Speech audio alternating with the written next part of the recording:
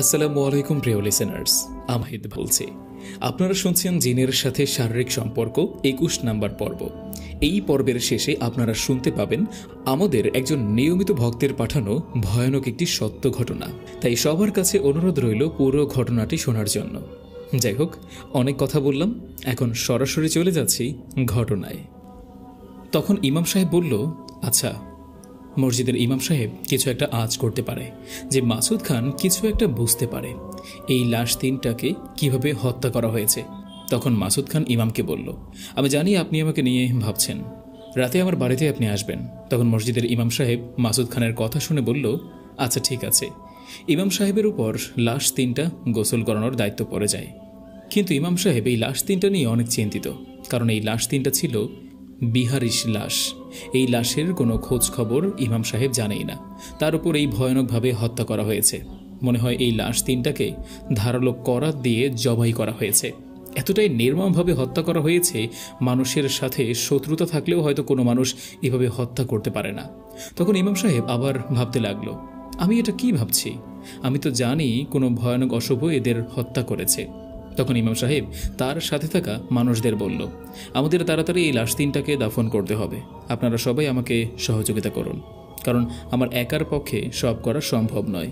তখন সবাই ইমাম সাহেবকে যার যার মতো করে সহযোগিতা করতে লাগলো। অন্যদিকে মাসুদ খান সোজা তার বাড়িতে চলে আসে, আর এসে দাদিকে বলল, গ্রামের মানুষজনের জন্য খাবারের আয়োজন করো। আজকে গ্রামের মানুষজন আমার বাড়িতেই রাতের খাবার খাবে। দাদিও মানুষদের খাওয়াতে পছন্দ করত, তাই তো দাদুকে কোনো প্রশ্ন ছাড়াই খাবারের আয়োজন করতে লাগলো। মাসুদ খান ঘর থেকে তার বাড়ির পূর্ব দিকের পুকুর পাড়ের কাছে গিয়ে শান বাঁধানো সিঁড়িতে বসে তার কাছে থাকা একটি সিগারেট ধরিয়ে আকাশের দিকে তাকিয়ে ভাবতে লাগলো, এই কেমন অভিশাপ আমার গ্রামের উপর নেমে আসলো? আসলে কোনো মানুষ এদের হত্যা করেছে, না কোনো অশুভ শক্তি? আমি কিভাবে এই রহস্য বের করব? আর আমি গ্রামের মানুষদের আমার বাড়িতে আসতে বললাম, এখন আমি তাদের কি বলবো? আমি তাদের চোখে মুখে আতঙ্ক দেখেছি, তাই আমার বাড়িতে তাদের আসতে বলেছি, যাতে তাদের মনে কিছুটা হলেও আতঙ্ক কমে যায়। আর তারা সবাই আমার উপর ভরসাও করে আছে যে তাদের ঠিকই এই বিপদ থেকে আমি রক্ষা করব। তখনই মাসুদ খান তার হাতে আগুনের ছ্যাঁকা অনুভব করে। মাসুদ খান চেয়ে দেখে তার হাতে জ্বলন্ত সিগারেট পুরোই একদম শেষ প্রান্তে চলে এসেছে, এবং তার হাতের কাছাকাছি চলে আসাতে তার হাতে ছ্যাঁক লেগেছে। তখন মাসুদ খান তার কাছে থাকা আরেকটা সিগারেট ধরিয়ে একটা দীর্ঘ টান দেয়, আর সিগারেটের ধোঁয়া আকাশের দিকে ছাড়তে লাগলো, আর চোখে মুখে চিন্তার ছাপ। তখন মাসুদ খান শুনতে পায় তার পিছনে তাকে বলতে লাগলো, দাদু, ও দাদু। মাসুদ খান পিছনে তাকিয়ে দেখে তামিম মানে রাহু দাঁড়িয়ে রয়েছে। তখন মাসুদ খান তার নাতিকে দেখে হাত থেকে সিগারেটটা ফেলতেই যাবে। তখন রাহু মানে তামিম বলল, দাদু, সিগারেট কেন ফেলবা? সিগারেট যদি তোমার মনকে কিছুটা হলেও শান্ত করতে পারে, তবে তুমি সিগারেট খাবে। আর সিগারেটের ধোঁয়া যদি তোমার ক্লান্ত মনকে সতেজ রাখতে পারে, তবে তুমি অবশ্যই সিগারেট খাইবা। নাতির কথা শুনে মাসুদ খান তামিমের দিকে তাকিয়ে রয়েছে। তখন তামিম দাদুকে বলল, দাদু, তোমার কি হয়েছে? তখন মাসুদ খান বলল, দাদু ভাই, আমি সত্যিই খুব পেরেশানির ভিতরে আছি, কি করব বুঝতে পারছি না। তখন মাসুদ খানের কথা শুনে রাহু মানে তামিম বলল, দাদু ভাই, তুমি এখনও আমাকে ছোট ভাবছো? হ্যাঁ, তুমি চাইলে আমাকে বলতে পারো, আমি তোমাকে কোনো না কোনো উপায় দিতে পারবো। তখন মাসুদ খান বলল, আমাদের গ্রামের দক্ষিণ কান্দাপাড়ার জমির পাশে 3টা বিহারিস লাশ পাওয়া গিয়েছে। কিন্তু দাদু ভাই, আমার মন বারবার বলছে যে এই লাশ 3টাকে কোনো মানুষ হত্যা করেনি। কারণ দাদু ভাই, কোনো মানুষের পক্ষে এইভাবে হত্যা করাটা অসম্ভব, সম্ভবই না। কারণ একটা মানুষের তো হৃদয়, মন, মায়া বলতে কিছু আছে। অন্যদিকে ইমাম সাহেব লাশ গোসল করানোর সময় তার বারবার মনে হতে লাগলো লাশ নড়ে ওঠে। তখন ইমাম সাহেব তার মুখস্থ সূরা ফাতিহা পাঠ করে তার বুকের ওপর কয়েকবার ফু দিয়ে দিল। আর তখন মনে হয় সবকিছু স্বাভাবিক। এইভাবে 2টা লাশ গোসল করানো হয়। তখন সব কিছুই স্বাভাবিক অবস্থায় ছিল। 3 নম্বর লাশ গোসল করানোর সময় ইমাম সাহেবের চোখে এক অফুরন্ত ঘুম আসে। ইমাম সাহেব তার চোখ খুলে তাকাতে পারছে না।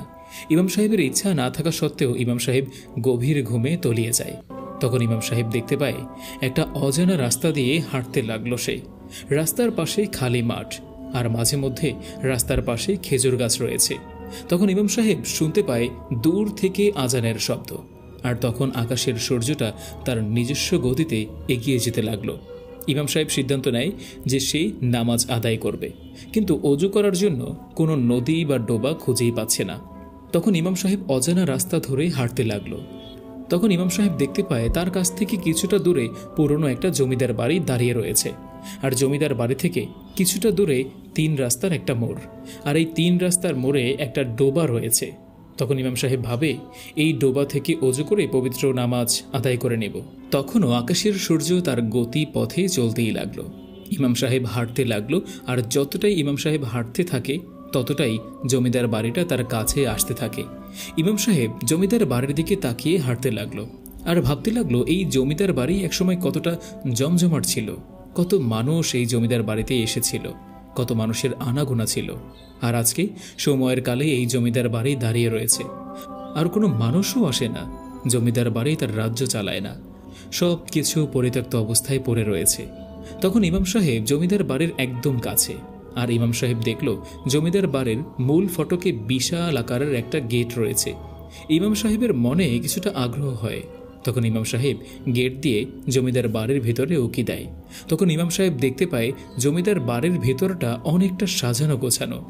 ইমাম সাহেব অবাক হয়ে যায়, কিন্তু ইমাম সাহেব ভাবে আগে নামাজ আদায় করে নিই, তারপরে এই জমিদার বাড়ির ভেতরে প্রবেশ করব। ইমাম সাহেব ডোবার কাছে গিয়ে অজু করে নামাজ আদায় করে নেয়, ঠিকভাবেই আদায় করে, আর জমিদার বাড়ির গেটের সামনে গিয়ে দাঁড়িয়ে পড়ে, আর কিছুটা শক্তি দিয়েই গেটে ধাক্কা দেয়, আর সাথে সাথে মরিচা ধরে যাওয়া গেটটা গ্যাজ গ্যাজ শব্দ করে খুলে যায়। আর গেটটা খুলে যাওয়ার সাথে সাথে একটা দমকা গরম বাতাস ইমাম সাহেবের শরীর ছেদ করে চলে গেল। ইমাম সাহেব তার ডান পা এগিয়ে দিয়ে ভিতরে প্রবেশ করে, আর ইমাম সাহেব তার চোখে আগ্রহ নিয়ে সব কিছু দেখতে লাগলো, আর ভাবে এই জমিদার বাড়ি এতটাই গোছানো কিভাবে থাকে। তবে এই জমিদার বাড়িতে কোনো মানুষের আনাগোনা আছে, আর যদি কোনো মানুষের আনাগোনা থেকেই থাকে তবে কি তারা ভেতরে আছে?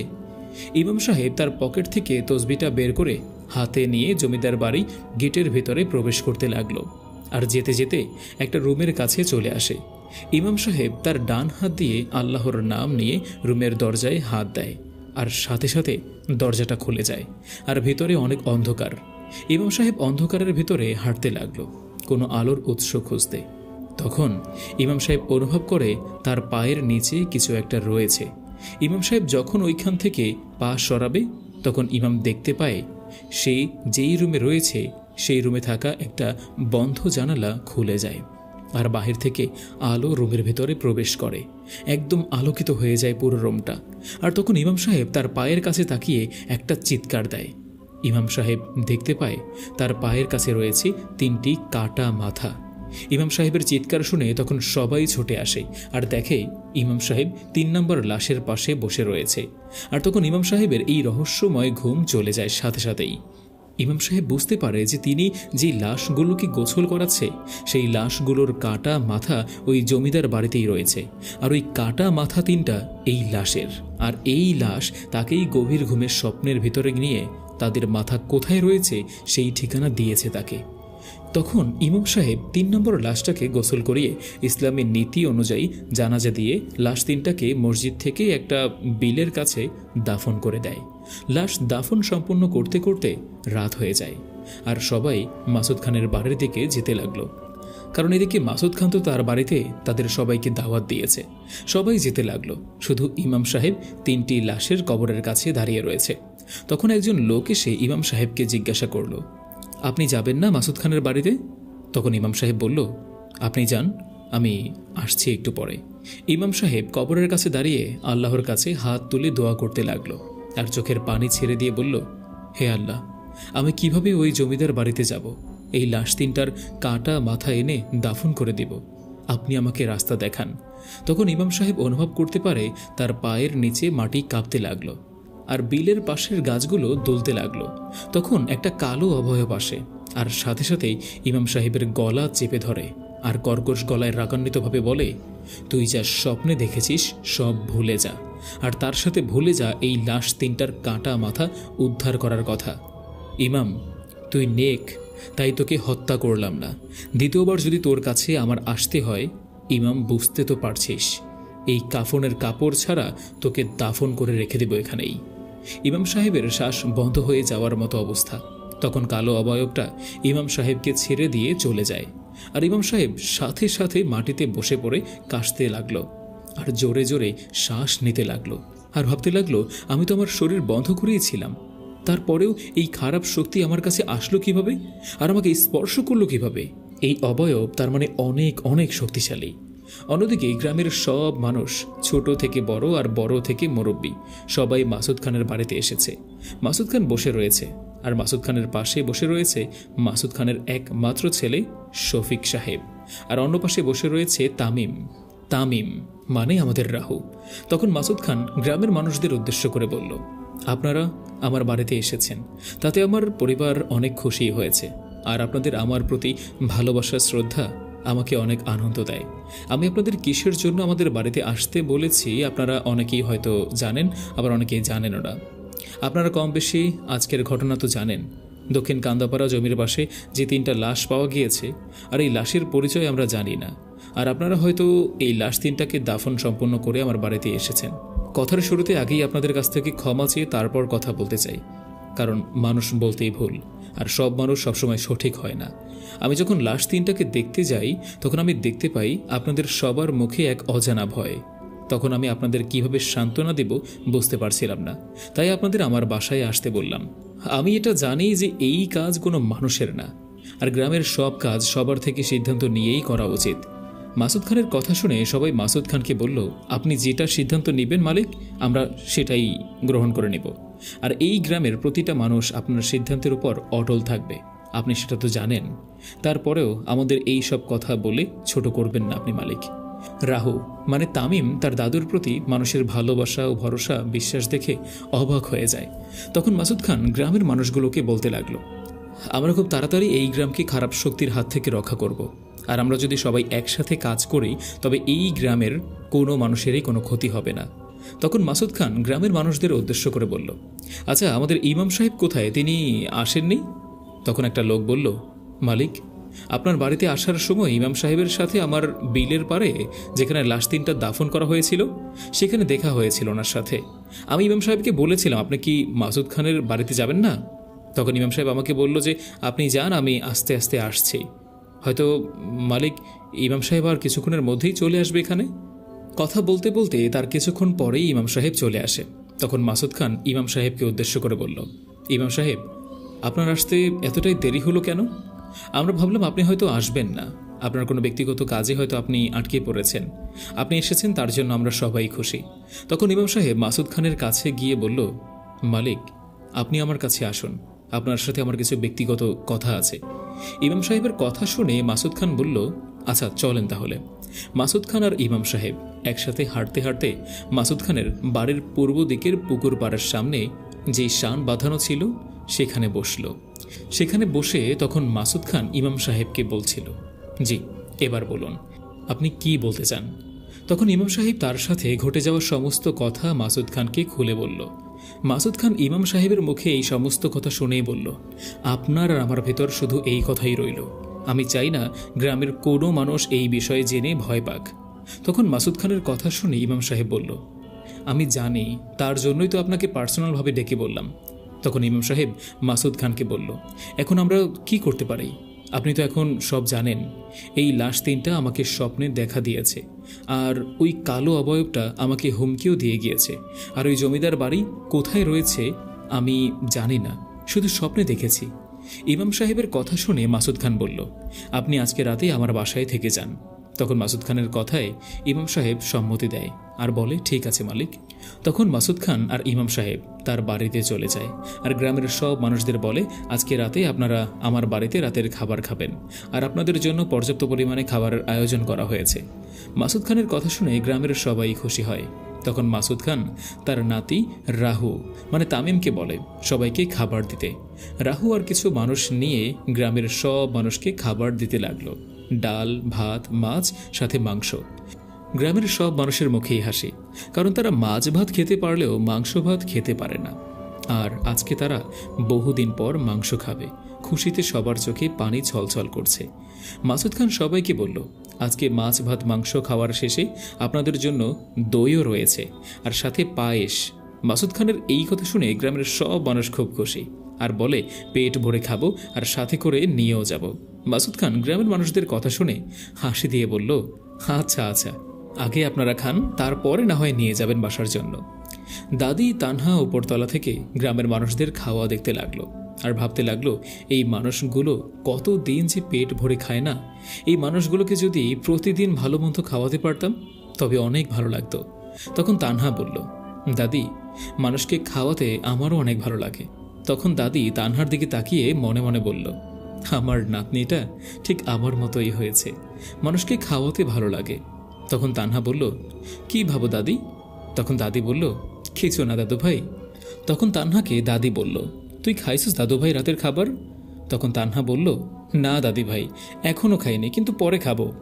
তখন তানহাকে দাদি বলল, দাদু ভাই, এই গ্রামের মানুষগুলোকে আমার বাড়িতে একবেলা খাওয়াতে পেরে বিশ্বাস করবেন আমার কতটা ভালো লাগে। দেখ দাদু ভাই, গ্রামের সব মানুষের মুখে হাসি। তখন তানহা দাদিকে বলল, দাদি, আস্তে আস্তে গ্রামের সব মানুষের খাবার খাওয়া শেষ হয়ে যায়। তখন দাদি দাদুকে ডাক দিয়ে বলল, এই শুনছো, অনেক রাত হয়েছে, ইমাম সাহেবকে নিয়ে খেতে আসো। তখন দাদিকে দাদু বলল, আরে তুমি এতটা ব্যস্ত হয়ে পড়েছো কেন? আগে গ্রামের মানুষকে বিদায় দিয়ে আসি। এক এক করে গ্রামের সমস্ত মানুষ দাদুর বাড়ি মানে মাসুদ খানের বাড়ি থেকে খুশি মনে যেতে লাগলো। তখনই তামিমকে দাদু বলল, অনেক রাত হয়েছে দাদু ভাই, তুমি খাবার খেতে যাও। তখন তামিম দাদুকে বলল, আচ্ছা দাদু ভাই। তখন মসজিদের ইমাম সাহেবকে মাসুদ খান বলল, আপনিও আসেন।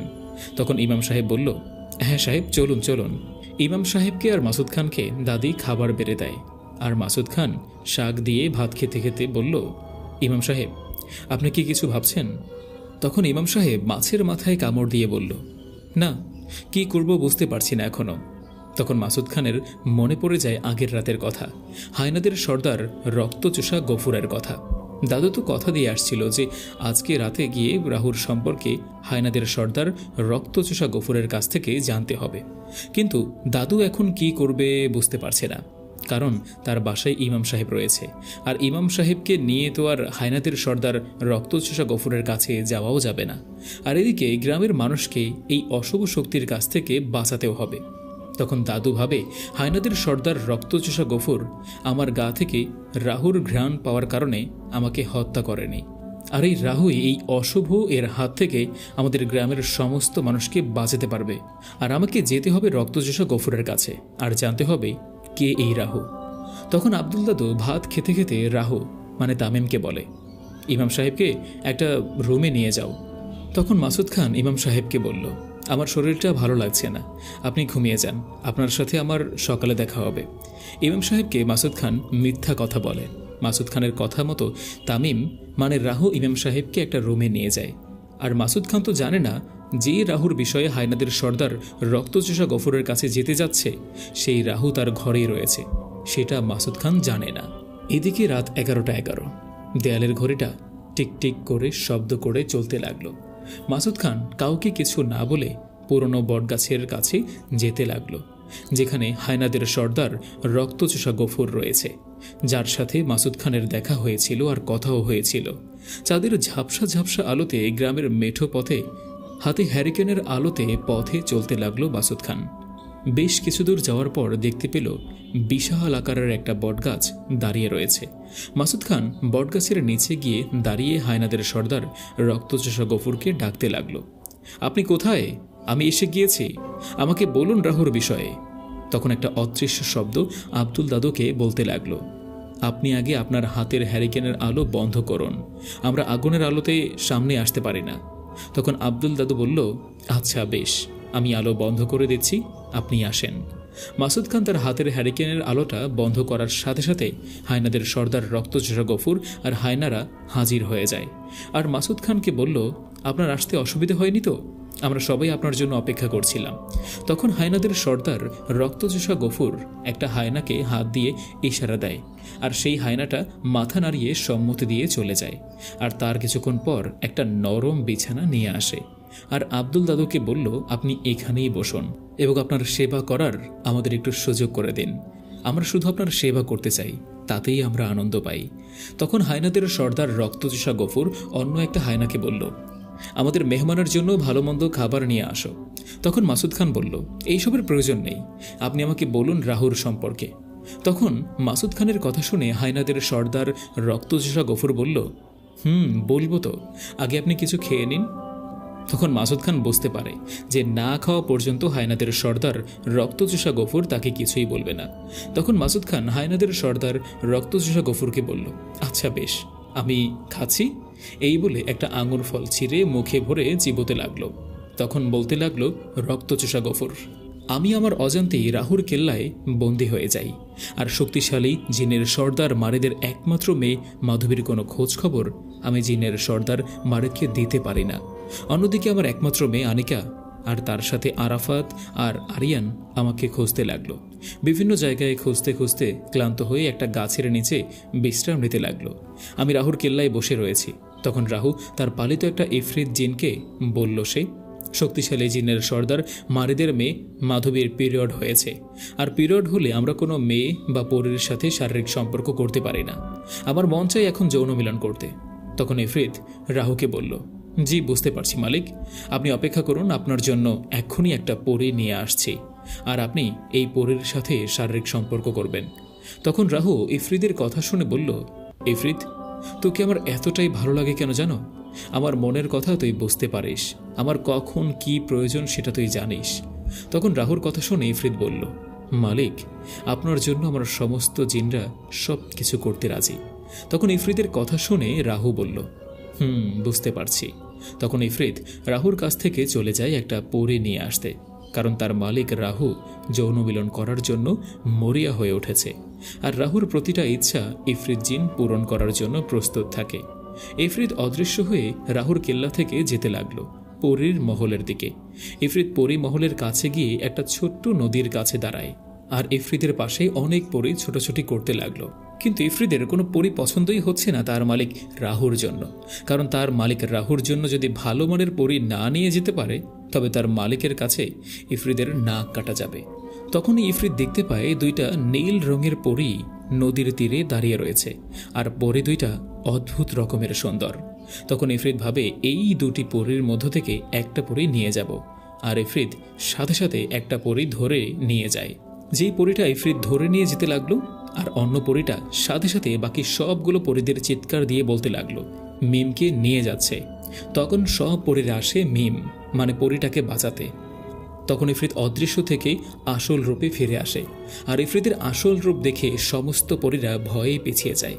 অন্যদিকে রাহু তার কেল্লা থেকে বের হয়ে তার কেল্লার পাশে অর্জুন গাছের নিচে বসে পড়ে, যেখানে রাহু তার পিতা মাতার কথা মনে পড়লে একা সময় কাটাত। রাহু আকাশের দিকে তাকিয়ে মনে মনে বলে, মা, ও মা, তুমি কেন আমাকে ছাড়া চলে গেলে মা? আমি তো শুধুই তোমার পুত্র, কিন্তু জানো মা, আমি কখনো মা বলে তোমাকে জোরে ডেকে বলতে পারলাম না। তুমি ডাকলে হাসতাম, তুমি জড়িয়ে ধরলে চুপ করে থাকতাম, কিন্তু আজ এই শূন্য ঘরে আমি শুধু চিৎকার করে বলতে চাই, মা, একবার ফিরে এসো, একবার শুধু বলো আমি আছি। রাহু অনুভব করে তার চোখে পানি ছলছল করে। রাহু অর্জুন গাছের নিচ থেকে উঠে দাঁড়ায় আর চিৎকার দিয়ে বলতে লাগলো, ইফরিত। তখন ইফরিত পরে নিয়ে মাঝপথে আসছিল। হঠাৎ তার মালিক রাহুর এমন চিৎকার শুনে ইফরিত সমস্ত শক্তি দিয়ে মুহূর্তের মধ্যেই হাজির হয়ে যায়, আর সাথে সাথে কেল্লার আশেপাশে থাকা সব জিন পিচাস হাজির হয় আর বলে, মালিক আপনার কি হয়েছে? তখন রাহু বলল, আমার মাতাজির কথা আমার খুব মনে পড়ছে, আমাকে নিয়ে চলো ভারতবর্ষে, আমার মাতৃভূমিতে, আমাকে নিয়ে চলো আমার মাতাজির সমাধির কাছে।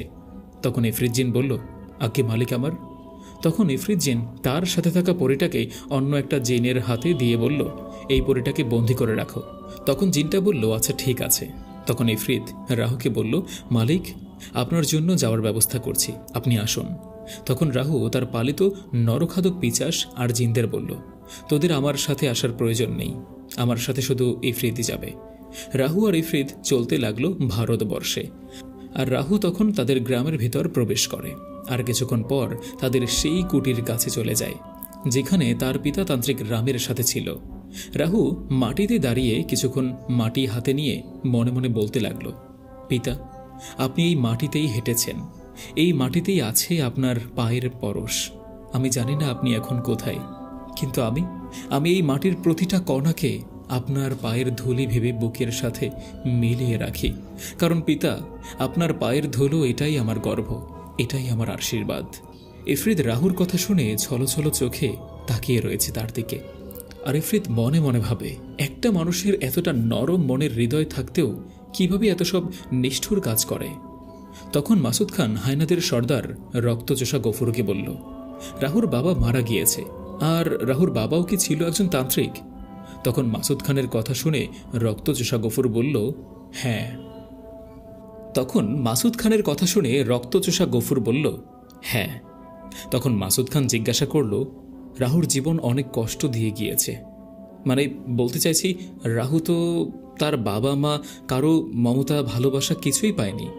তখন মাসুদ খানের কথা শুনে রক্তচোষা গফুর বলল, তখন মাসুদ খান বলল, তারপর কি হয়েছে?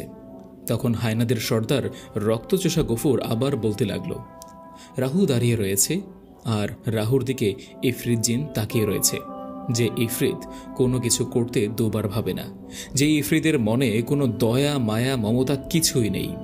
সেই ইফরিত রাহুর কষ্ট আর চোখের পানি দেখে ইফরিতের চোখেও পানি এসে যায়। ইফরিত তখন রাহুকে বলল, মালিক চলেন, আপনার মাতাজির সমাধির কাছে চলে যাই আমরা, আর ওইদিকে তো আপনার জন্য পরে নিয়ে আসছি, আপনারা সহবাস করার জন্য। ইফরিত রাহুর দিকে তাকিয়ে রয়েছে আর একটা নিঃশ্বাস নিয়ে বলল, ইফরিত, তুই আসলেই আমার কষ্ট আবেগ সব কিছুই বুঝতে পারিস। ধীর গতিতে তার মাতাজির সমাধির কাছেই যেতে লাগলো রাহু তার মাতাজির সমাধির পাশে বসে পড়ে আর চোখ বুজে নীরব বোবা কান্না করতে লাগলো। আর রাহু তার মাতাজিকে এক বুক অভিমান নিয়ে বলতে লাগলো, মা, তোমার এই শীতল পাথরের নিচে কি তুমি আমাকে এখনো শুনতে পাও মা? আমি রাহু, তোমার সেই ছেলে যে ছোটবেলায় রাতে তোমার বুকে জড়িয়ে ধরে ঘুমাতো। আজ এত বড় হয়ে গিয়েছি, অথচ ঘুম আসলেই শুধু কান্না পায় মা।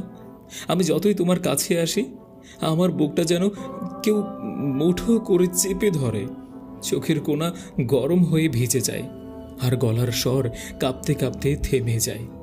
এই মাটির নিচে তুমি শুয়ে আছো, আর আমি দাঁড়িয়ে আছি একটা কবরের পাশে, হাজারটা অপ্রকাশিত ভালোবাসা নিয়ে। তুমি একদিন বলেছিলে, তুই যত দূরেই যাস, আমার আশীর্বাদ সব সময় তোর সাথে থাকবে। মা, আমি তো দূরে যাইনি, তুই নেই, তুই একেবারে চলে গিয়েছিস মা। আর আমি এখনো তোর ছায়া খুঁজি চারদিকে। রাহুর চোখে জল দেখে ইফরিত রাহুকে বলল, মালিক, আপনি এইভাবে কাঁদবেন না, আপনার ওই উপরওয়ালা একদিন আপনার এই কষ্ট মুছে দিবে। তখন ইফরিত রাহুর কাছে গিয়ে রাহুকে তুলে বুকের সাথে জড়িয়ে নেয়। আর ইফরিত কান্না জড়িত কণ্ঠে রাহুকে বলল, মালিক, আপনার এই কষ্টের পাহাড় থেকে কিছুটা কষ্ট আমাকে দিন। আমি জিন হয়ে আপনার চোখের পানি সহ্য করতে পারছি না। সত্যি মালিক, আমার খুব কষ্ট হচ্ছে। আপনি মানব সন্তান আর আমি জিন জাতি, তারপরেও আপনার জন্য আমার এতটাই মায়া ভালোবাসা কাজ কেন করে জানি না আমি। রাহু ইফরিদের কথা শুনে ইফরিদের দিকে ফিরে তাকায়। তখন হায়নাদের সর্দার রক্তচোষা গফুর দেখতে পেল মাসুদ খানের চোখে পানি এসে গিয়েছে। অন্যদিকে রক্তচোষা হায়নাদের সর্দারের ভয়তে আব্দুল দাদু রউফকে মুসলিম জিন আজমাইন ফায়েকের রাজ্যে পাঠিয়ে দেয়। তখন রিমি আব্দুল দাদুকে বলতে লাগলো, দাদু, ও দাদু, রউফ কোথায় গিয়েছে সেটা তো বললে না, শুধু বলছো রউফ একটা তার ব্যক্তিগত কাজে গিয়েছে। আমাকে বলো, আমরা তো রউফকে সাহায্যও করতে পারি, তাই না? আর অনেক দিনও তো হয়েছে। আমার কি মনে হয় জানো দাদু, রউফের কোনো বিপদ হয়েছে, নয়তো রউফ এতক্ষণে ফিরে আসতো। আব্দুল দাদু কিভাবে রেমিকে বলবে রউফকে হায়নাদের সর্দার রক্তচোষা গফুরের ভয়তে এই মানব পৃথিবী থেকে জিন রাজ্যে পাঠিয়ে দিয়েছেন উনি। আর এই খবর যদি রিমি জানতে পারে, তবে রিমির সাথে রক্তচোষা গফুরের যুদ্ধ হয়ে যাবে। আর আমি তো এখন এই সব চাচ্ছি না। আব্দুল দাদুকে রিমি চুপচাপ দেখে রিমি আবার জিজ্ঞাসা করল, কি হলো দাদু? দাদু বলো না, রউফ কোথায়? অন্যদিকে রউফ মুসলিম জিন আজমাইন ফায়েকের রাজ্যেই আছে। রউফ তখন একটা পরীর সাথে হাঁটছিল, যে পরীটাকে রউফ পাহাড়ের চূড়ায় বসে নদীর পাড়ে গোসল করতে দেখেছিল। সেই পরী এখন জিন রাজ্যে রউফের সাথে কথা বলছে আর পাশাপাশি হাঁটছে। রউফ প্রতিটা মুহূর্ত পরীটার গোসল করার মুহূর্ত কল্পনা করতে থাকে।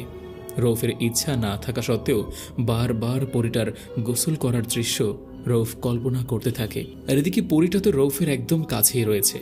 পরীটা তখন রৌফকে জিজ্ঞাসা করল, তুমি এই মুসলিম জিন আজমান ফায়েকের জিন রাজ্যে কতদিন থাকবে?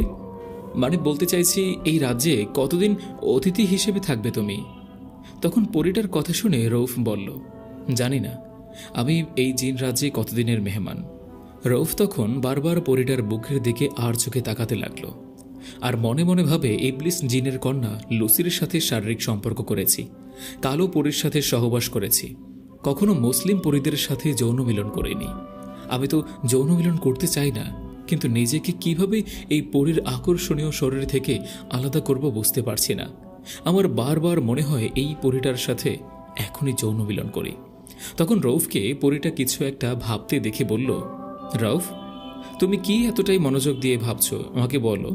তখন পরীটার কথা শুনে রৌফ বলল, কিছু না, কিন্তু রৌফ তো জানে সে পরীটাকে একান্তভাবে কাছে পেতে চায়, আর এই মুসলিম জিন আজমাইন ফায়েকের রাজ্যে বসে এইসব করা যাবেই না, সেটা ভাবতে লাগলো রৌফ। আর তখন আবার ভাবে যে এই পরী যদি আমাকে তার নিজ ইচ্ছায় দেহ দান করে, তবে আমি এই মুসলিম জিন আজমাইন ফায়েকের রাজ্যে বসেই যৌন মিলন করতে পারবো। তাহাতেও পারবো না, আমাকে যদি কিছু করতে হয় এই পরীটাকে আমার প্রতি আকর্ষিত করতে হবে। অন্যদিকে রিমি আব্দুল দাদুকে বলল, আচ্ছা দাদু, বেশ, রৌফ কোথায় আছে বলতে হবে না তোমার। তখন রিমি বলল, দাদু। আব্দুল দাদু বলল, হ্যাঁ বলো। তখন রিমি আবার বলল, আমি কি আমার নিজ মাতৃভূমিতে যেতে পারি? অনেকদিন হয়েছে আমার জন্মস্থানে যাওয়া হয়নি। তখন রিমির কথা শুনে আব্দুল দাদু বলল, দাদু ভাই, তোর নিজ বাড়িতে যেতে আমি তোকে বারণ করব না, কারণ আমি জানি তোর মাতৃভূমিতে, তোদের জমিদার বাড়িতে তোর পরিবারের অনেক স্মৃতি জড়িয়ে রয়েছে। তোকে তোর স্মৃতি তারা করুক সেটা আমি চাই না দাদু ভাই। তারপরেও তুই যদি যেতে চাস তবে যেতে পারিস, আমি তোকে বারণ করব না। দাদুর কথা শুনে রিমি বলল, দাদু, তুমি এমন করে বলো কেন? আমি তো আবার ফিরে আসব, আর আমি তো ছোট রিমি নেই এখন আর। তখন রিমির কথা শুনে ঘর থেকে দাদি বের হয়ে আসে আর আব্দুল দাদুকে বলল, রিমি দাদুভাই যদি যেতেই চায় তবে কিছুদিনের জন্য ঘুরে আসুক। আগে তো রৌফের সাথে সময় কাটাতো, এখন তো আর রৌফ নেই, তাই আমি বললাম এটাই ভালো হবে।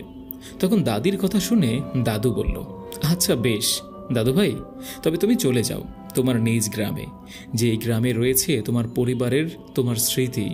তখন আব্দুল দাদু রিমিকে বলল, দাদু ভাই, তুমি কখন যেতে চাও? আজকে আর কিছুক্ষণ পরেই। যখন যাব দেরি করে লাভ কি? তখন রিমির কথা শুনে আব্দুল দাদু বলল, বেশ। তখন রিমি তার প্রয়োজনীয় সবকিছু গুছিয়ে নেয় আর চলতে লাগলো তার জন্মস্থান জমিদার রহিম হুজুরের বাড়িতে। অন্যদিকে হায়নাদের সর্দার রক্তচোষা গফুরকে তামিম মানে রাহুর দাদু জিজ্ঞাসা করল, তারপরে কি হয়েছে? তখন মাসুদ খানকে বলতে লাগলো, হায়নাদের সর্দার রক্তচোষা গফুর। রাহু তার মাতাজির সমাধির পাশে বসেছিল। তখন ইফরিত রাহুকে বলল, মালিক, আপনি অনুমতি দিলে আপনাকে নিয়ে কেল্লার দিকে যাত্রা শুরু করব। তখন ইফরিতের কথা শুনে রাহু বলল, বেশ। রাহু আর ইফরিত আকাশ পথে চলতে লাগলো। বেশ কিছুক্ষণ পার হওয়ার পরে ইফরিত আর রাহু কেল্লা এসে পৌঁছায়। আর সব জিনেরা রাহুকে বলল, মালিক, আপনি এত তাড়াতাড়ি চলে এসেছেন আপনার মাতৃভূমি থেকে? জিনদের কথা শুনে রাহু প্রচণ্ড রেগে যায় আর সাথে সাথে রাহুর সাথে থাকা তলোয়ার দিয়ে কয়েক শত জিনকে হত্যা করে ফেলে। আর রাগান্বিত গম্ভীর গলায় বলে, তোদের সাহস হয় কিভাবে আমি কখন কোথায় যাই, কখন আসি, সব কথা তোদের বলতে হবে? আমি আশা করি এই ভুল আর দ্বিতীয়বার কেউ করবি না, নয়তো তখন তোদের মৃত্যুর জন্য তোরাই দায়ী থাকবি। রাহুর হঠাৎ করে এমন রেগে যাওয়ায় আর সাথে সাথে এতগুলো শক্তিশালী জিনকে হত্যা করা দেখে বাকি সব জিনেরা মাথা নত করে বসে থাকে। তখন রাহু ইফরিতকে বলল, ইফরিত, এই জিনের লাশগুলো এই কেল্লায় টানিয়ে রাখ। তখন রাহুর কথা শুনে ইফরিত মাথা নত করে বলল, জি মালিক আমার। তখন ইফরিত চলে যায় কেল্লার ভিতরে। তখন রাহুর চোখে মুখে রাগ। রাহু যখন কেল্লার ভিতর থেকে তার রুমের দিকে যেতে লাগলো, তখন মাধবী রাহুকে উদ্দেশ্য করে বলল, কাপুরুষ জানোয়ারের বাচ্চা, আমাকে এইভাবে বন্দি করে রাখতে তোর কষ্ট হয় না?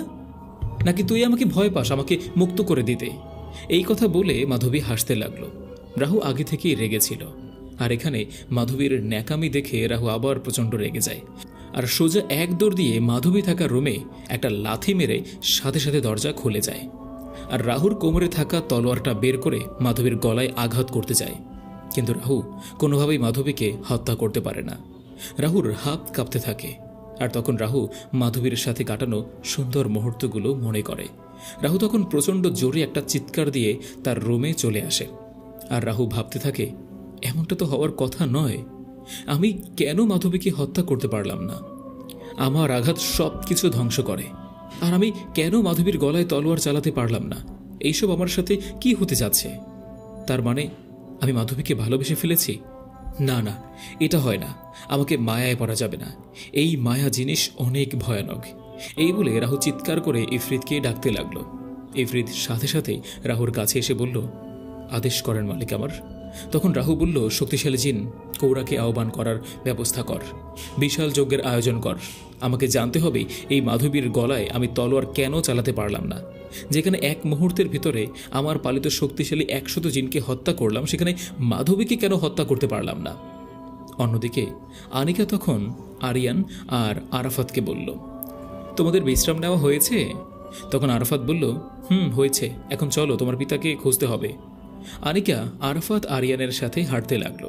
তখন আরাফাত লক্ষ্য করলো আনিকাকে দেখে গাছে থাকা পাখিগুলো ভয়ে ছুটতে লাগলো। মনে হয় এই গাছের অবুঝ পাখিগুলো কোনো কিছু দেখে, কোনো ভয়ানক জিনিস দেখে ভয় পেয়েছে। তখন ওই জঙ্গল দিয়ে রাহুর পালিত মানুষ খেকো পিচাস যাতায়াত করত।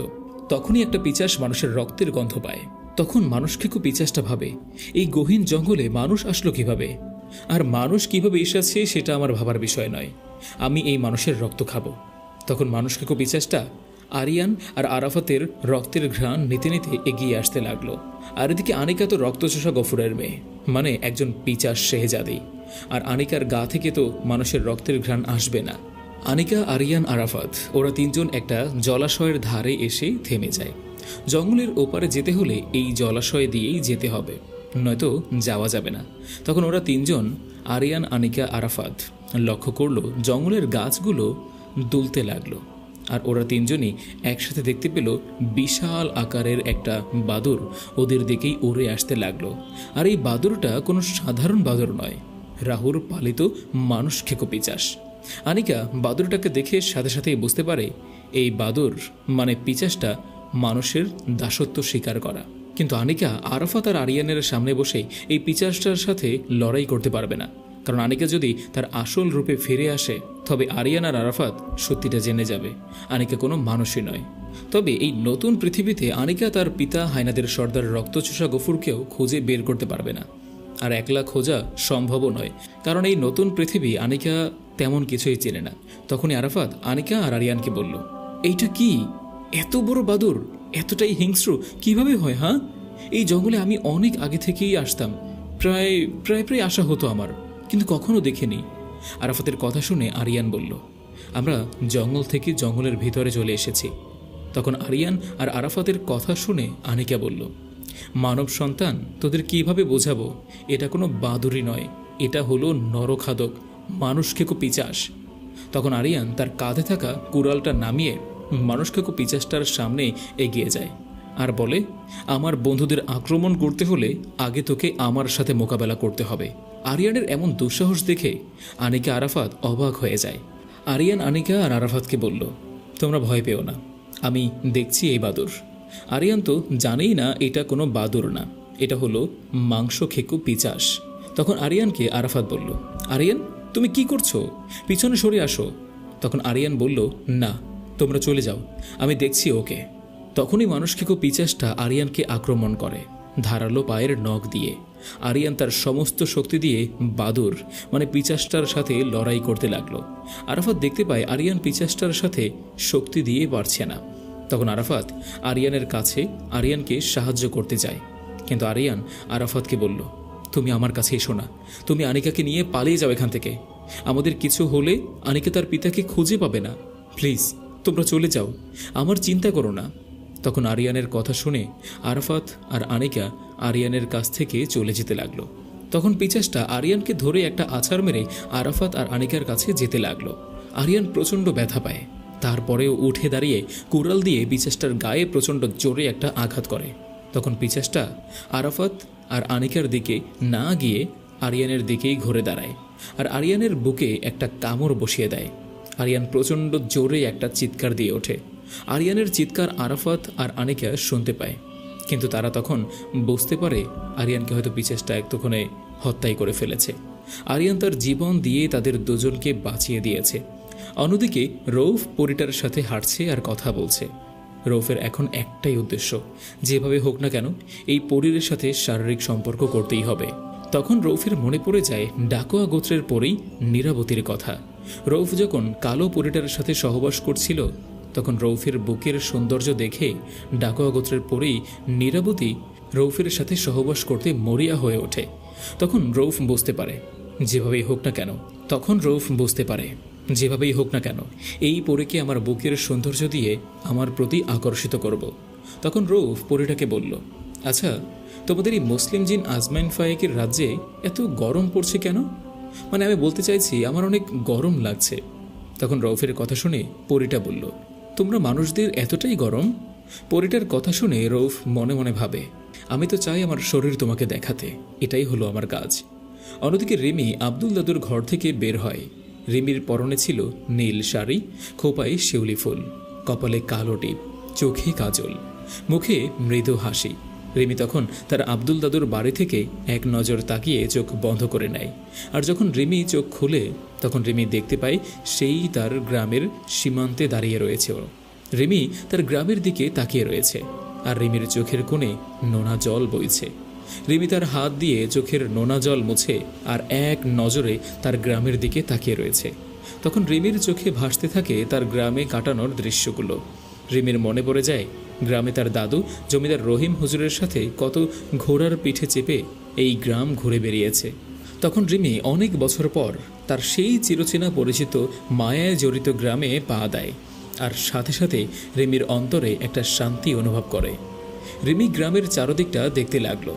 রিমি ছোট্ট থাকতে তার দাদুর সাথে বের হলে দেখতে পেত গ্রামের কৃষকরা মাঠে কাজ করে ফসল ফলায়, আর আজকে সেই মাঠ ঘাট সব পরিত্যক্ত। রিমির কানে তার দাদু রহিম হুজুরের কথা, হাসি এখনও কানে বাজে।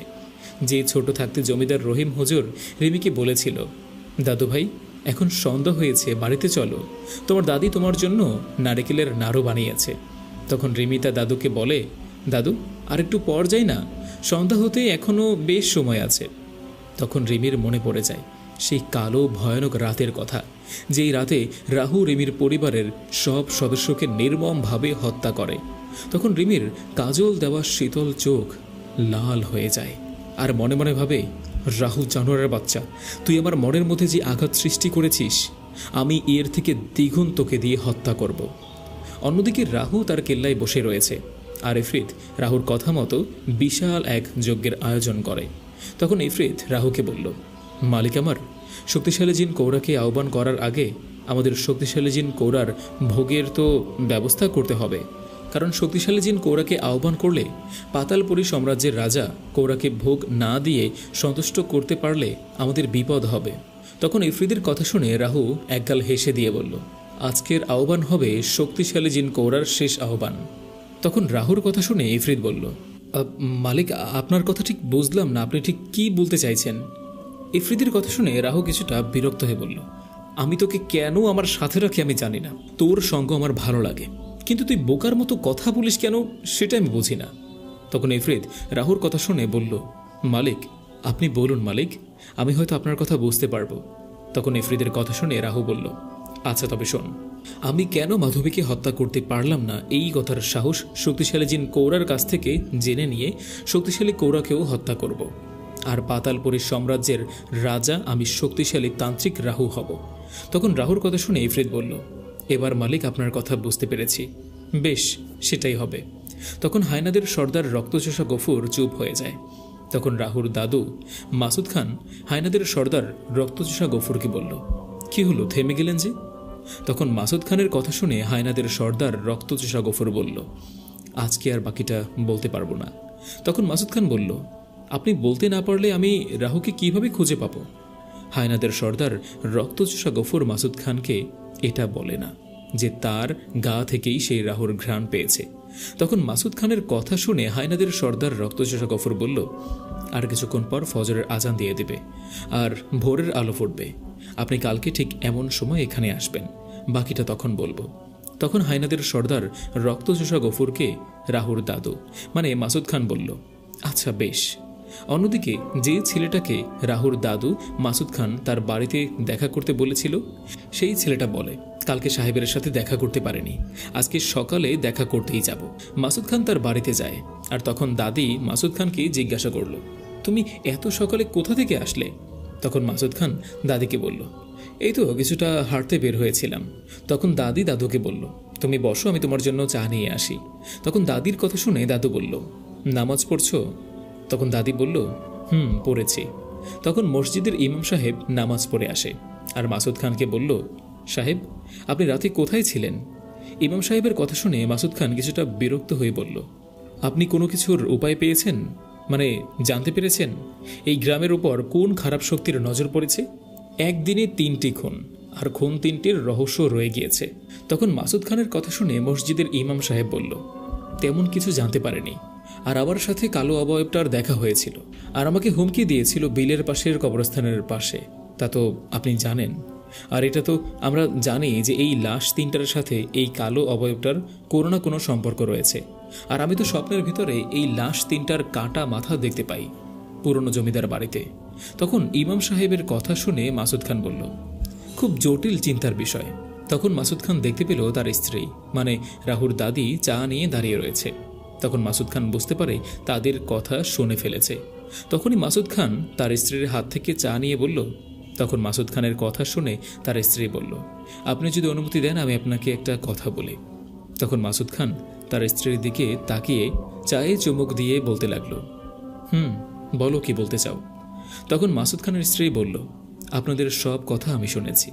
আমি বলি কি, আপনার বন্ধু আব্দুল শুনছি নাকি এই সব কাজ করে। তখন দাদির কথা শুনে দাদু একটা হাসি দিয়ে বলল, আব্দুল কোনো ভৌতিক কাজ করে না, মাঝে মধ্যে পানি পড়া এই সব মানুষকে দেয়, কিন্তু কোনো কবিরাজ না। আর এই সব কাজ আব্দুল কখনোই পারবে না। তখন দাদি দাদাকে বলল, জানি পারবে না, তাই বলে কি আব্দুল ভাইকে বলতে বা জানাতেও পারবো না যদি আমাদের কোনো উপকারে আসে? তখন দাদির কথা শুনে দাদু বলল, আচ্ছা হয়েছে হয়েছে, আর আব্দুল করতে হবে না, আমি আব্দুলকে জানিয়ে দেব। তখন মসজিদের ইমাম সাহেব মাসুদ খানকে বলল, আচ্ছা সাহেব আমি তবে যাই, আমাকে আবার মক্তবের বাচ্চাদেরকে কোরআন শেখাতে হবে। তখন মাসুদ খান মসজিদের ইমাম সাহেবকে বলল, আচ্ছা বেশ, আপনি তবে যান, আপনার সাথে এই বিষয়ে আমার পরে কথা হবে। তখন মাসুদ খানকে মসজিদের ইমাম সাহেব সালাম দিয়ে চলে যায়। মসজিদের ইমাম সাহেব হাঁটতে হাঁটতে মসজিদ পর্যন্ত পৌঁছে যায় আর গিয়ে দেখে বাচ্চারা সবাই কোরআন শিখতে এসে গিয়েছে। তখন মসজিদের ইমাম সাহেব বাচ্চাদের কোরআন শিক্ষা দিতে লাগলো আর একসময় বাচ্চাদের ছুটি দিয়ে দেয়। তখন একটা বাচ্চা মসজিদের ইমাম সাহেবকে বলল, হুজুর আপনি চিন্তিত কেন? কোরআন শেখার সময় আমি দেখলাম আপনার মন খারাপ, আপনার কিছু হয়েছে? তখন হুজুর বলল, আরে না, আমি ঠিক আছি। তখন বাচ্চাটা হুজুরকে আবার বলল, আপনি ঠিক নেই হুজুর, কারণ আপনি খুব পেরেশানের ভিতরে রয়েছেন। আল্লাহ চাইলে আপনি আমাকে সব কিছু খুলে বলেন, আমি হয়তো আপনাকে সাহায্য করতে পারি। তখন মসজিদের ইমাম সাহেব ছেলেটাকে বলল, বেটা তুমি কে? তখন ছেলেটা বলল, আমি হলাম জিনের রাজকুমার ওসমানের উত্তরাধিকারী নিশাব। তখন নিশাব বলল, আপনি খুব শুদ্ধভাবে কোরআন তিলাওয়াত করেন আর তার পাশাপাশি গ্রামের বাচ্চাদের বিনামূল্যে কোরআন শিক্ষা দেন। আপনার অনেক সুনাম রয়েছে আমাদের জিন রাজ্যে, আর সেই সুবাদে আমি জিন রাজ্য থেকে আপনার কাছেও কোরআন শিক্ষা করতে আসলাম। এখন বলেন আপনার কিসের পেরেশানি? এইদিকে আবার রিমি তাদের গ্রামের দিকে হাঁটতে লাগলো আর গ্রামের চারোদিক ভালো করে দেখতে লাগলো। আর হাঁটতে হাঁটতে রিমি তার দাদুর জমিদার বাড়ির সামনে এসে দাঁড়িয়ে যায়। তখন রিমি দেখতে পায় জমিদার বাড়ির মূল ফটকের কাছে সেই কদম ফুল গাছটা এখনও দাঁড়িয়ে রয়েছে। তখন রিমি হাঁটতে হাঁটতে একদম কদম ফুলের গাছটার কাছেই চলে যায় আর গাছটা ভালোভাবে দেখতে লাগলো, কারণ রিমি ছোট থাকতে এই কদম ফুল নিয়ে অনেক খেলা করেছে। আর লোহা জাতীয় কিছু একটা দিয়ে রিমি কদম গাছে তার নাম লিখে দিয়েছে। রিমি আজকে অনেক বছর পর এসে দেখতে পায় তার সেই ছোট্টবেলার নাম, তার স্মৃতি জড়ানো স্মৃতি এখনও রয়ে গিয়েছে। তখন রিমি কাঁপা কাঁপা হাতে কদম গাছে তার নামের ওপর হাত বুলিয়ে দেয় আর কদম গাছটার উপরের দিকে তাকায় আর রিমি দেখতে পায় সেই ছোটবেলার মতো এখনও এই কদম ফুল গাছে ফুল ধরেছে, কিন্তু ফুলে আগের মতো করে আর কোনো ঘ্রাণ দেয় না। তখন রিমির চোখ যায় জলপাই গাছের দিকে। এখনও জলপাই গাছের গোড়ায় শান বাঁধানো রয়েছে। গ্রামের কৃষকরা জমিদার রহিম হুজুরের সাথে দেখা করতে এসে এই শানে বাঁধানো জলপাই গাছের নিচে বসে গল্প করত। রিমি তখন তাদের সাথে গল্প করত, এই তোমরা এত কাজ কেন করো, তোমাদের কষ্ট হয় না? তখন ছোট্ট রিমির কথা শুনে কৃষকরা বলতো, আমাদের কষ্ট হয় না। তখন রিমি বলতো, ও আচ্ছা তাই বুঝি। এরকম নানান কথা হতো ছোট্ট রিমির কৃষকদের সাথে। আজকে সেই শান বাঁধানো জলপাই গাছ রয়েছে। সময়ের সাথে সাথে রিমিও অনেক বড় হয়ে গিয়েছে, কিন্তু জমিদার নেই কৃষকরা। আর যত্নের অভাবে শান বাঁধানো জলপাই গাছের চারপাশটা আগাছাতে ভরে গিয়েছে। অন্যদিকে রাহু ইফরিতকে বলল, শক্তিশালী জিন কৌরার ভোগের ব্যবস্থা করো, আর গ্রাম থেকে 13 বছরের মেয়েদের নিয়ে আসো। তারপর 13 বছরের ওই মেয়েদের যৌনি, স্তন, কলিজা ভোগ হিসেবে রাখো। তখন রাহুর কথা শুনে ইফরিত বলল, জি মালিক, আপনি কোনো চিন্তা করবেন না। এই কথা বলার সাথে সাথে ইফরিত জিন রাহুর সামনেই ভ্যানিশ হয়ে যায়। জিনের সাথে শারীরিক সম্পর্ক পর্ব 6, পর্ব 11। এখন আমি আপনাদের কিছু কমেন্ট পড়ব, কিন্তু কমেন্ট পড়ার আগে আরেকটা ছোট্ট ঘটনা শোনাবো। আর এই ঘটনাটা আমাদের কাছে শেয়ার করেছেন একজন প্রবাসী ভাই। তিনি যেমনভাবে বলেছেন তেমনভাবেই বলছি। আসসালামু আলাইকুম মাহিব ভাই, আমি সাকিব হাসান মাইন, বাড়ি যশোর সদর। আজ যে ঘটনাটা শেয়ার করব তা আমার আব্বুর চাচাতো ভাইয়ের থেকে শোনা, তার শৈশব থেকেই নেওয়া। গল্পটা অনেকটা কল্পকাহিনীর ধাঁচে মনে হলেও আমার কাছে অনেকটা রহস্যময় ব্যাপার লাগছিল। শুরু করা যাক আজকের ঘটনা। আমাদের বাড়ি আর চাচাদের বাড়ি রাস্তার এপাশ ওপাশ। তারা সেভাবে আর্থিক স্বাবলম্বীও ছিল না। ছোট্ট একটা মুদির দোকান চালায়। একদিন দোকানে যেয়ে বিভিন্ন কথার ছলে এই ঘটনাটা সে শেয়ার করে, তাই তার ভাষাতেই উপস্থাপন করলাম। যশোরের বেশিরভাগ লোক কৃষি পরায়ণ। তখন আশেপাশে ধান, গম, ছোলা এসব চাষের সময়। আমি তখন ধান চাষ করছি। মাঠে একটা শ্যালো মেশিন, সারা রাত ধানে পানি দিতে হয়, আবার চোর ডাকাতের জন্য পাহারাও দিতে হয়। তো সেদিনের মতো সন্ধ্যার দিকে মেঠো পথ দিয়ে হাঁটছিলাম। তখনও মাঠের লোকজন নিরে ফেরায় ব্যস্ত। গ্রাম বাংলার মাঠ ক্ষেত বাড়ি থেকে অনেক দূরেই হয়। এতখানি পথ হেঁটে গিয়ে আমি ক্লান্ত হয়ে যাই। শ্যালো স্টার্ট করে হালকা ফিরফিরে বাতাসে নিজের বানানো কুঠির ভেতরে ঘুমিয়ে পড়ে। ঘুম ভাঙে অনেকক্ষণ পরে। দেখে পানি ক্ষেত ছেড়ে অন্য কোনো ক্ষেতে চলে যাচ্ছে কিনা। তাড়াহুড়ো করে পানি বন্ধ করে বসে আছি আর গুনগুন করছি। আকাশে পূর্ণ চাঁদ যেন পুরো ভূমিকে সোনালি আলোতে আলোকিত করেছে। হঠাৎই খেয়াল করে শেয়ালের ডাক, কিন্তু অন্য দিনের তুলনায় আলাদা, যেন কান্না করে সুর তুলছে, আর সেই সুরে কোনো কালবনী বিনুনি তুলছে। আমি তখন বুঝতে পারিনি আমার সাথে ঘটতে চলেছে এক অলৌকিক ঘটনা। দূর থেকে দেখা যাচ্ছে খালি মাঠ দিয়ে এক অদ্ভুত প্রাণীর মতো, মানে চাচার বর্ণনা অনুযায়ী অনেকটা শুকুরের ন্যায় প্রাণী দেখতে পারছে। অনেক বড় 4টা প্রাণী তার দিকেই ছুটে আসছে। আমি বলছিলাম হয়তো শেয়াল, তাই দূর থেকেই যা যা বলে তাড়াচ্ছিলাম, কিন্তু স্পষ্টভাবে দেখে এক অজানা শিহরণ খেলে গেল। আমি মেশিন অফ করে উল্টো দিকে হাঁটা শুরু করলাম। প্রাণীগুলো গর্জন দিতে দিতে ছুটছে। আমি প্রাণপণে হাঁটা শুরু করলাম আর দোয়া পড়তে লাগলাম। কিছুটা দূরে যেতেই প্রাণীগুলো উধাও হয়ে গেল।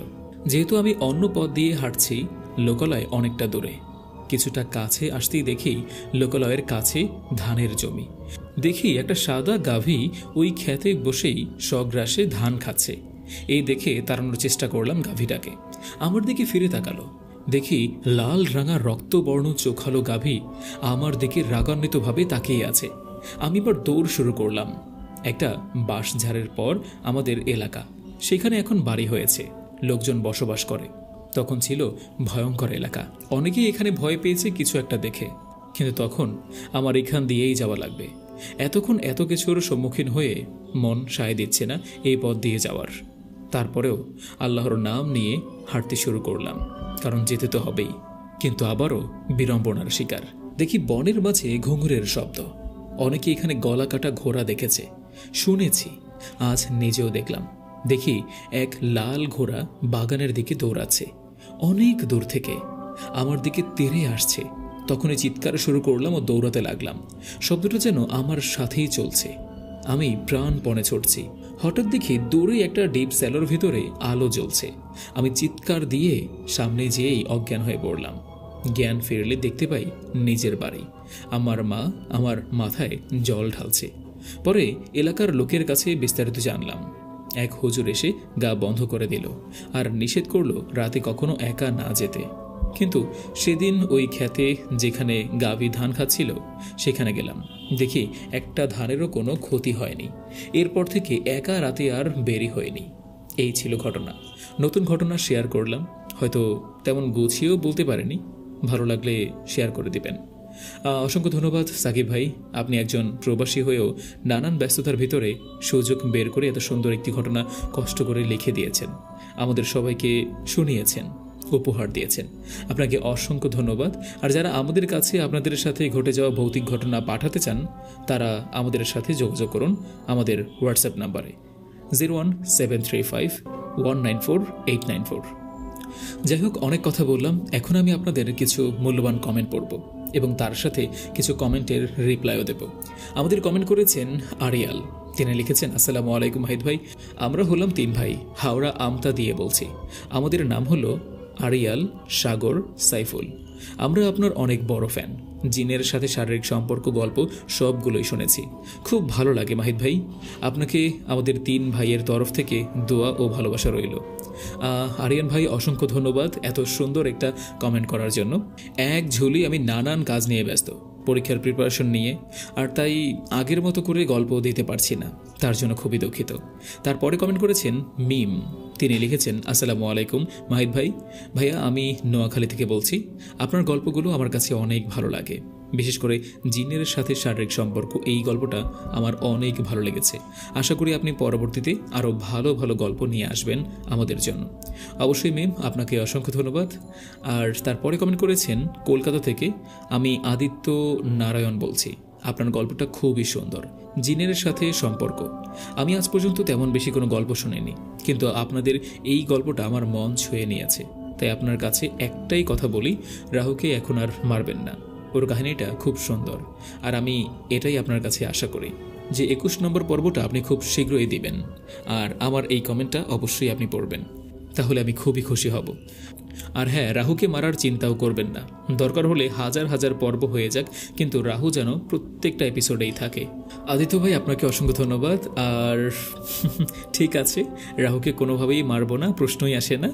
আর এই গল্প 1000 পর্বে শেষ হবে কয়েক বছর পরে। তারপরে কমেন্ট করেছেন, আসসালামু আলাইকুম, কেমন আছেন ভাইয়া? আমি রাকিব, সৌদি প্রবাসী। আমি আপনাদের সব গল্প শুনি, কিন্তু কমেন্ট করলে পড়েন না। আশা করি তাড়াতাড়ি 21 পর্বটা দিবেন আর আমার কমেন্টটা পড়বেন। ধন্যবাদ, ভালো থাকুন ভাইয়া। এরপরে কমেন্ট করেছে রাফি, টাঙ্গাইল থেকে। তিনি আমাদের সব ভিডিও দেখে। এরপরে কমেন্ট করেছে, আমি শফিক, সৌদি আরব থেকে। দিনরাত 24 ঘন্টা, তার মধ্যে আমি 6 ঘন্টা আপনাদের সব গল্প শুনি। তবে এই গল্পটার অপেক্ষায় থাকি, কবে আসবে এই গল্পটা। আমি ছোটবেলা থেকে ভূত এফএম শুনতাম, অনেক ভালো লাগে। শফিক ভাই, আপনাকে অসংখ্য ধন্যবাদ। এরপরে কমেন্ট করেছেন, আসসালামু আলাইকুম ভাই, আমার নাম হচ্ছে মোহাম্মদ শরীফ, আমি নরসিংদী থেকে শুনছি। আপনার গল্প খুব ভালো লাগে, তাই বলছি ভাইয়া সব গল্পের ভয়েস আপনিই দেবেন, আর একটু তাড়াতাড়ি দিবেন। আপনার এই গল্পটা খুব ভালো লাগে আমার। এরপরে কমেন্ট করেছেন মারিয়া জাহান, চান্দিনা থেকে বলছি। অনেক ভালো লাগলো ভিডিওটা, কিন্তু আমার নাম তো একবারও বললেন না, কত কমেন্ট করেই। যাই হোক, অসাধারণ ভিডিওটা। এরপরে কমেন্ট করেছেন, আসসালামু আলাইকুম ভাই, আমি বাগনান থেকে রাজ বলছি। আমাদের সবাই এভাবে একটা বৌদি ভালো লাগে, যথেষ্ট চেষ্টা করবে গল্পটা তাড়াতাড়ি দেওয়ার। আর আমার কমেন্ট একটু বলবেন। আমি তো প্রতিদিনই গল্প শুনি আপনার, আমি গল্পটা একটু শেষে বলিনি। যাই হোক, কমেন্ট যেভাবে লিখেছে আমি সেভাবেই বলে দিয়েছি, বাট কী বলেছে বুঝতে পারিনি। নেক্সট টাইম কমেন্টগুলো একটু সাজিয়ে গুছিয়ে লিখবেন। এরপর কমেন্ট করেছে, আমার নাম মোহাম্মদ জিহাদ, আমি দেখেছি নারায়ণগঞ্জ থেকে, হবে না, আমি দেখছি নারায়ণগঞ্জ থেকে। ওকে, বুঝতে পেরেছি। এরপর কমেন্ট করেছে সাকিব মাহিদ, ভাইয়া পরের পর্বটা তাড়াতাড়ি দিয়েন। এরপর কমেন্ট করেছে, আমার নাম তানিয়া আক্তার, আমি নবীনগর ব্রাহ্মণবাড়িয়া থেকে গল্পটা শুনছি, আমার কাছে অনেক বেশি ভালো লাগে এই গল্পটা। এরপর কমেন্ট করেছেন, তিনি লিখেছেন, আসসালামু আলাইকুম মাহিদ ভাই, আমার বাড়ি ঢাকা নবাবগঞ্জ, আমার নাম আলী শারেং, আমি সৌদি আরব থেকে বলছি। অনেক অনেক ভালো লাগে গল্পটা, শুরু থেকে এই পর্যন্ত পুরো গল্পটাই শোনা হয়েছে। আপনার সব গল্পগুলোর চাইতে এই গল্পটা বেস্ট, আশা করি খুব তাড়াতাড়ি নেক্সট পর্বটা দিবেন। এরপরে কমেন্ট করেছেন, আসসালামু আলাইকুম ভাইয়া, আমার নাম আরমান, আমার বাসা মাগুরা। আপনার এই গল্পটা প্রথম থেকেই শুনছি, শুধু অপেক্ষাই করে কখন আসবে আপনার গল্পটা, আপনি কমেন্ট পড়ে শোনান। এরপরে কমেন্ট করেছেন, আমার নাম নাজিম, বাড়ি ইন্ডিয়া, ওয়েস্ট বেঙ্গল, হুগলি জেলা। আপনার গল্প শুনতে খুব ভালো লাগে। আপনার ইউটিউব চ্যানেল চেঞ্জ হয়েছে, কিন্তু আমি গল্প শুনতে ভুল করিনি। এরপরে কমেন্ট করেছেন, আসসালামু আলাইকুম মাহিদ ভাই, আমি বিল্লাল বলতেছি গাজীপুর টঙ্গী থেকে। আপনার এই গল্পটা শোনার জন্য অনেক দিন ধরেই ওয়েট করে থাকি, আমাদের মাঝেই এমন গল্প দেওয়ার জন্য আপনাকে অসংখ্য ধন্যবাদ।